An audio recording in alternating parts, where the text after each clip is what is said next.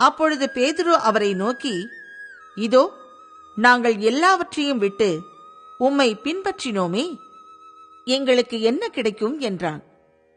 அதற்கு இயேசு, மறுஜன்ம காலத்திலே மனுஷகுமாரன் தம்முடைய மகிமையுள்ள சிங்காசனத்தின் மேல் வீற்றிருக்கும் போது என்னை பின்பற்றின நீங்களும் இஸ்ரவேலின் 12 கோத்திரங்களையும் நியாயம் தீர்க்கிறவர்களாக 12 சிங்காசனங்களின் மேல் வீற்றிருப்பீர்கள் என்று மெய்யாகவே உங்களுக்கு சொல்லுகிறேன்.